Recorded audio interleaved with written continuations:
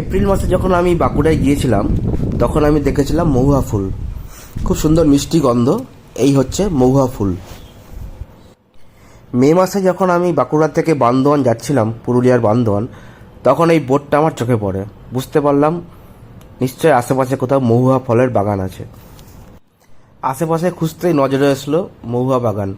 যদিও এটা চন্দন, আমার কলিগ, ওই আবিষ্কার করলো যে এখানে মহুয়া ফলের বাগান আছে। তো আমরা গেলাম মহুয়া বাগানে। খুব সুন্দর পরিবেশ, চারিদিকে সবুজ সবুজ, আর দিকে লাল মাটি। যাই হোক, এবার দেখি মহুয়া ফল কেমন হয়।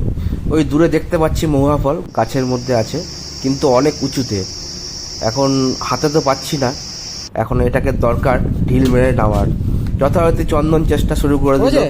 হ্যাঁ, পড়েছে, এই একটা পড়েছে। এবার দেখি কেমন হয় মহুয়া ফল। হ্যাঁ হ্যাঁ,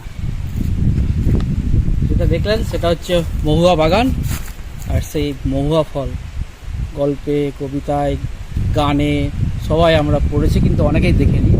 তাদের জন্য দেখতে একটা জলপাইয়ের মতন। এটা খাওয়া যায় না, এটা সবজি খায় আদিবাসীরা, আর পরে এটা দিয়ে ওরা মহুয়ার মদ বানায়। এই সেই ফল,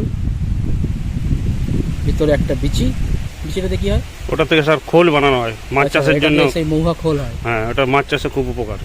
আর এটা স্যার ওই মহুয়া ফলটা, এটা স্যার ওই আমাদের গ্রামের এলাকায় শাক, আর এটাকে আমরা লোকাল ভাষাতে বলে কচড়া বলে। কচড়া দিয়ে শাক খায়। কচড়া দিয়ে শাক খায়। হ্যাঁ, এটা হচ্ছে মহুয়ার ফল। এটা দিয়ে শাকে রান্না করেও খায়। এমনি খাওয়া যাবে? খাওয়া যাবে, তবে আপনার টেস্টি বটে, মিষ্টি আছে। মিষ্টি তো? মিষ্টি খেতে মহুয়া ফল। দু চারটা খেলে ঘুমিয়ে পড়বো। আজকের মতো এখানে ভিডিওটা শেষ করছি। আবার দেখা হবে নেক্সট ভিডিওতে। যদি এরকম নতুন কিছু পাই তাহলে অবশ্যই আপনাদের সঙ্গে শেয়ার করব। সঙ্গে থাকবেন।